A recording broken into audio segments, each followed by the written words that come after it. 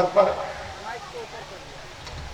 हमारे बीच में सबसे यंगेस्ट नेपाल के जो वाइस चांसलर जिनका वक्तव्य सुन रहे थे बिजू थापालिया जी, ये सौभाग्य है कि हम लोग इतना जल्दी इनसे मिले जो सबसे यंगेस्ट हैं। इससे पूर्व सर गंगाधर झा मधुबनी जिला के ही सबसे youngest vice chancellor Banaras university में बने थे, वो भी मधुबनी जिला के ही थे। तो आज समायोजन है सर गंगाधर झा के भूमि पर और नेपाल के हमारे बिजू थापालिया जी यंगेस्ट वाइस चांसलर जी का। साथ में हमारे इस मंच पर जिनका आप सुन रहे थे डॉक्टर अजित सिंह जी का, वो तो कितना ब्रेक लगाए, नहीं तो हम लोग इनका वक्तव्य जब तक 1 घंटा 1.5 घंटा नहीं सुनते हैं तो हम लोग को संतुष्टि नहीं मिलती है। विद्वान हैं, हर एक क्षेत्र में, शिक्षा के क्षेत्र में एक अपना आयाम बनाए, मिथिला यूनिवर्सिटी में रजिस्ट्रार बने, डीन बने, और कहीं इनको राजनीतिक पैरवी नहीं था, इसलिए ये हो सकता है कि वाइस चांसलर नहीं बने हो। लेकिन अगर वाइस चांसलर से भी कम क्षमता इनके पास नहीं है, किसी भी यूनिवर्सिटी में जाकर ये अच्छे से अपना संचालन कर सकते हैं। ऐसे डॉक्टर अजित सिंह जी मंच पर हमारे रमानंद सिन्हा जी का सुने होंगे, आते ही के साथ अपना परिचय जिस प्रकार से दिए, आप सोच सकते हैं कि डाक विभाग का किस प्रकार से पूरा संचालन कर रहे होंगे। ऐसे उस महामानव का नाम हम सब लोग जानते हैं कि जिस महामानव के कारण इतना विद्वान जनों के साथ आज हमको भी सहभागिता करने का मौका मिला। ऐसे इंजीनियर राजकुमार सिंह जी जो इस विद्यालय की स्थापना निश्चित रूप से बहुत धन्यवाद के पात्र हैं। एक विवेक के खोने से उनके जो पुत्र थे, उनके मन में एक कनाडा में एस्टैब्लिशमेंट अपने सभी चीज को छोड़ करके, और ये गिद्धबास तो मेरा अपना जन्मभूमि कर्मभूमि भी है, और यहाँ आने के लिए सोचना पड़ता था 2009 में। 2009 में पहले हम लोग जब आते थे मधुबनी से तो एक साधन नहीं था। वहां से हम लोग घर से आते थे स्टेशन से ट्रेन पकड़ते थे, ट्रेन से खजौली उतरते थे स्टेशन पर, खजौली से फिर नाव पैदल चलकर आते थे नदी के किनारे में, नदी किनारे में फिर नाव पर चढ़ते थे, फिर नाव से पैदल चल करके, और तब ये गिद्धबास सिपाहीगिरी मिर्जापुर हम लोग पहुंचते थे। और ऐसे सुदूर ग्रामीण क्षेत्र में कोई देखावटी नहीं, कोई फ्रंट शो नहीं।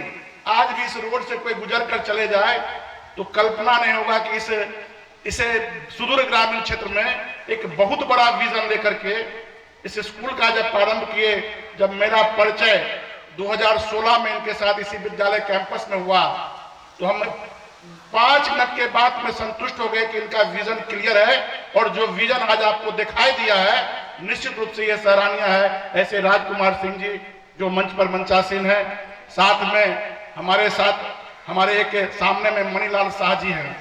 देखने में तो लग रहे हैं कि किसान हैं, लेकिन शिक्षा के प्रति जो इनमें आज भी जो इनमें जवानी है, बीए कॉलेज खोलने के बाद गर्ल स्कूल में हाई स्कूल खोलने, मैंने अपने मेहनत से अपने श्रम से पैदल चल करके भीख मांग करके जो भी अपना सामर्थ्य था उसको शिक्षा के क्षेत्र में लगा करके, और आज इसी लदनिया प्रखंड के बगल में खोटौना प्रखंड है, वहां महाविद्यालय विद्यालय गर्ल स्कूल लगातार अपना जीवन यापन की चिंता छोड़ करके लगातार संघर्ष करके शिक्षा के क्षेत्र में एक नाम गए हैं मणिलाल शाह जी। हमारे बीच में कई लोग ऐसे हैं, मैं सभी लोगों को जानता हूं, सबका नाम भी याद है, लेकिन लगातार आप लोग 10 बजे से यहाँ बैठे हुए हैं। सुदूर क्षेत्र से आप लोग आए होंगे अपने बच्चे के इस वार्षिक उत्सव में, लेकिन कुछ लोगों का नाम लेना आवश्यक है। मंगल बिहारी कामत जी जो इसी प्रखंड के पूर्व प्रमुख भी रहे हैं, राजनीतिक कार्यकर्ता हैं, दिन रात अपने इस क्षेत्र में के विकास के लिए चिंतित रहते हैं। हमारे राम बहादुर सिंह जी हैं जो बगल में बैठे हुए हैं, वो भी लगातार संघर्ष के माध्यम से। सुरेंद्र मंडल जी हैं, शंकर शाह जी हैं जो बीजेपी के अध्यक्ष हैं, हीरा जी हैं, रविंदर जी जो है सरपंच हैं, अशोक जी हैं जो एबीवीपी के यूनिवर्सिटी के प्रमुख हैं, कई कार्यकर्ता हमारे शंकर जी हैं, मुखिया हैं, लगातार संघर्ष के माध्यम से अपना मुखिया के माध्यम से लखनऊ प्रखंड में विकास कर रहे हैं, महेंद्र जी हैं। सभी ऐसे सभी लोगों का मैं धन्यवाद देता हूं कि आप इस सुदूर ग्रामीण क्षेत्र में आकर के और राजकुमार सिंह जी जो कल्पना लेकर इस विद्यालय का काम को प्रारंभ किए थे, और खासकर एक आदमी का नाम लेना तो हमको लगता है कि बहुत आवश्यक है, जो यहाँ के प्रिंसिपल हैं बीजू जी।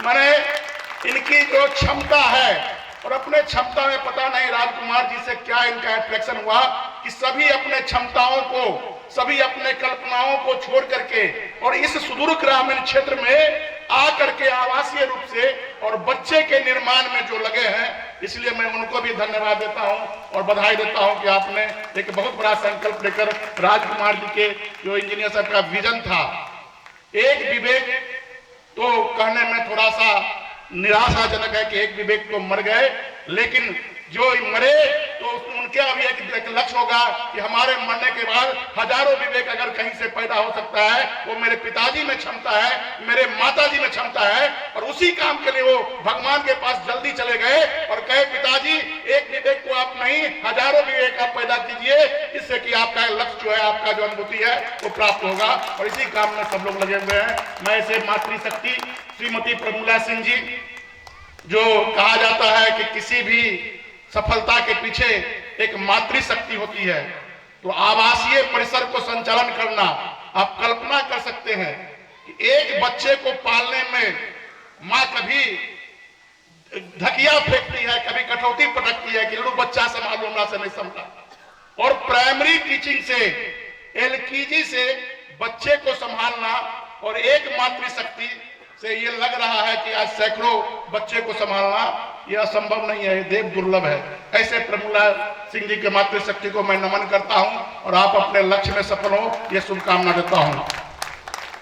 क्योंकि हम समझ रहे हैं कि आज ये विद्यालय, जो गार्जियन यहाँ होंगे, निश्चित रूप से आज अपने आप को ठगा महसूस नहीं कर रहे होंगे कि आपका निर्णय आज देखे होंगे कि छोटे छोटे बच्चे क्या कॉन्फिडेंस है।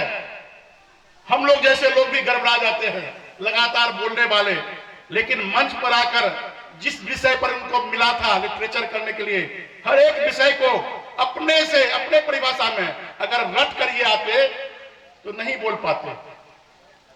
ये रट करेगा, होता ना रट्टूमल, रट करके आते तो नहीं बोल पाते। कॉन्फिडेंस के साथ बच्चे हो या जो भी हो, एजुकेशन के बारे में बता रहे थे कि एकेडमिक एजुकेशन, तो आज पूरा दुनिया एकेडमिक एजुकेशन के लिए परेशान है। पूछते हैं कि बच्चा कितना नंबर आया, 90 नंबर आया, बस नंबर ही लाए, 90 ही नंबर लाए। मैं ऐसे कई विद्यार्थियों को जानता हूं को जो 90 क्या 99% नंबर लाए, और उसका वैल्यू अगर पूछा जाए तो वैल्यू का पता नहीं है। कई ऐसे मैं इंजीनियर को जानता हूं, कई मैं ऐसे डॉक्टर को जानता हूं कि एकेडमिक एजुकेशन तो प्राप्त कर लिए, लेकिन उनका वैल्यू क्या है, कल्पना से बाहर है, हम कल्पना करने से भी बाहर की बात है। तो वैल्यू के साथ एजुकेशन, और सबसे बढ़ता है कि संस्कार युक्त वातावरण में एक चीज आप देखने में आए होंगे, इस मंच पर कोई भी टेक्निकल आदमी नहीं थे। एक छोटा सा प्रोग्राम करते हैं तो मंच संचालन के लिए कई टेक्निकल आदमी को आप लोग ऑब्जर्व करते हैं, और ये स्कूल के बच्चे ही कैसे स्किल डेवलपमेंट हो, इसके लिए एक एक चीज पर आप लोग ध्यान दिए होंगे कि हमारे बच्चे हर एक क्षेत्र में स्किल डेवलपमेंट हो। ये कहकर तो और मन गदगद हो गया मेरा कि आपके यहाँ स्वीपर नहीं है। ये निश्चित रूप से ये कल्पना की बाहर की बात है कि आज के बच्चे और अपने से स्वच्छता पर, हाइजीन पर ध्यान अगर देता हो तो निश्चित रूप से जो भारत की कल्पना है, जो स्वस्थ भारत, स्वच्छ भारत की जो कल्पना देश के प्रधानमंत्री जी मोदी जी चाहते हैं, उनका भी यही सोच है कि हर एक बच्चे में ये हाइजीन का स्किल जो है निश्चित रूप से डेवलप होना चाहिए। मैं धन्यवाद देता हूं।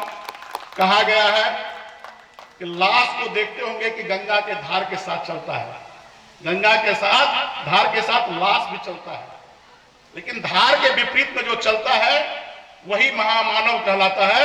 उस महामानव के रूप में हमारे राजकुमार सिंह जी आज के दिखावटी दुनिया से दूर, रंग की मिठाई सबको मालूम है कि खराबी करता है, रंग डालकर जो मिठाई बनता है वो खराबी करता है। रंग क्यों लगाया जाता है? लोगों को आकर्षित करने के लिए। आज प्राइवेट शिक्षा में यही चल रहा है।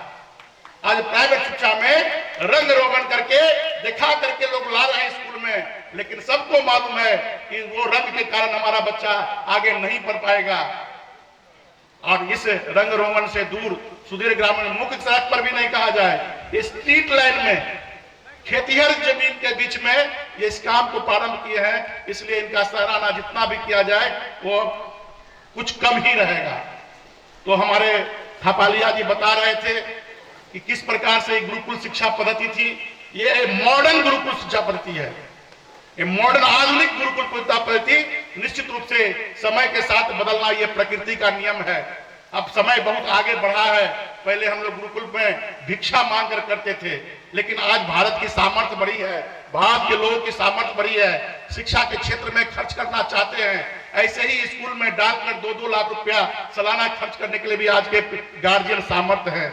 लेकिन आपने इस सुदूर ग्रामीण क्षेत्र में जो बजट बनाकर आपने दिखाया है वो लाभ के लिए नहीं है, केवल मन में एक संकल्प है, हमारे मन में एक दृढ़ इच्छा है कि हमको कुछ कर दिखाना है। इसी कारण इतना मिनिमम शुल्क, मिनिमम हमको लगता है 4,000 रुपया, खाना पीना रहना पढ़ाई 4,000 रुपया आज के दिन में कोई मायने नहीं रखता है। एक लेबर क्लास का भी लोग आज जो जाता है पढ़ने के लिए कहीं काम करने, तो 500 रुपया रोज तो कमा कर दिहाड़ी ले आता है, और आपने 4,000 रुपया में निश्चित रूप से सभी मिलाकर आपने जो ये निर्णय लिया, मैं आपको धन्यवाद देता हूं। साथ में गार्जियन जो आज देखे होंगे निश्चित रूप से। और सबसे बड़ा स्थिति तो ये है कि 2 साल कोरोना के कारण जो स्थिति पूरे विश्व में पैदा हुई, निश्चित रूप से इंजीनियर साहब भी बहुत स्कूल डगमगा गया, बहुत स्कूल बंद हो गई। जो प्रॉफिट लेकर काम करते थे, कई लोगों का गाड़ी घिंचा गया, नाम किसी का नहीं लेना चाहते हैं। कई लोग दिखाते थे कि मेरे पास 20-20 गाड़ी है, कई लोगों का गाड़ी घिंचा गया। लेकिन इस विपरीत परिस्थिति में भी हमारे राजकुमार सिंह जी हिम्मत नहीं हारे और कहे मैं पुनः जीरो से स्टार्ट कर इस विद्यालय को उस मुकाम तक ले जाऊंगा जिसका कल्पना हम लेकर के कनाडा जैसे विदेश से हम छोड़ करके यहाँ आए हैं। मैं पुनः सभी लोगों को धन्यवाद देते हुए सभी छात्रों को, और छात्र जो अनुशासित छात्र है, कहावत भी है कि अनुशासन देश को महान बनाता है। निश्चित रूप से यहाँ से जो निकले बच्चे हैं अनुशासित होकर जब निकलेंगे तो देश के हर एक जगह पर एक नाम आएगा कि विवेक इंटरनेशनल के बच्चे आज इस क्षेत्र में एक बड़ा कोई नया अचीवमेंट किया है। इसी के साथ मैं पुनः सभी बच्चों का भविष्य का शुभकामना करते हुए सभी मातृशक्ति और गार्जियन से एक निवेदन जरूर रहेगा कि दिखावटी दुनिया में मत जाइए, और आपने जो देखा है वो देखने को कहीं नहीं मिलेगा। आपने जो अपने बच्चे का संस्कार देखा है, और एक दीप से जले दूसरा। मैं तो जब से 2016 में संपर्क में आए, जब भी मैं कोई मेरे पास आते हैं पूछने के लिए कि मैं अपने बच्चे को कौन सा स्कूल में डालूं, तो मैं सबसे पहला नाम अगर होता है तो विवेक इंटरनेशनल ही डालता हूं, और कहता हूं कि अगर लेना हो तो उसमें लो, बाकी का हम कोई गारंटी नहीं। चुके हमारे बच्चे आगे पढ़ चुके थे, उसी रेसिडेंशियल स्कूल से मेरा भी एक कल्पना था कि बच्चे को 100% रेसिडेंशियल स्कूल में ही डालेंगे, डे बोर्डिंग में नहीं डालेंगे। तो हम भी वहीं पर आए हैं, और ये डे रेसिडेंशियल स्कूल में कई चेंजिंग आता है जो आपको भविष्य में देखने बच्चे को मिलेगा। इसी शुभकामना के साथ पुनः सभी लोगों को धन्यवाद देते हुए और अब इस स्कूल आगे बढ़े, इसी शुभकामना के साथ अपनी बात समाप्त करता हूं। धन्यवाद।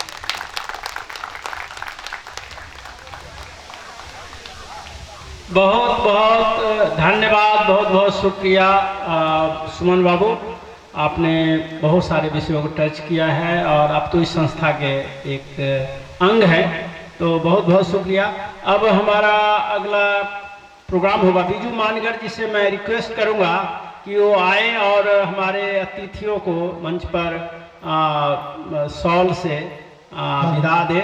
और उसके बाद चूँकि सबको ऑलरेडी लेट हो चुका है, हमारे अतिथि महोदय को और भी कार्यक्रम बहुत सारा था, लेकिन हम लोग थोड़ा टाइम लगा है इस प्रोग्राम में, उसके चलते उनको रुकना पड़ गया है।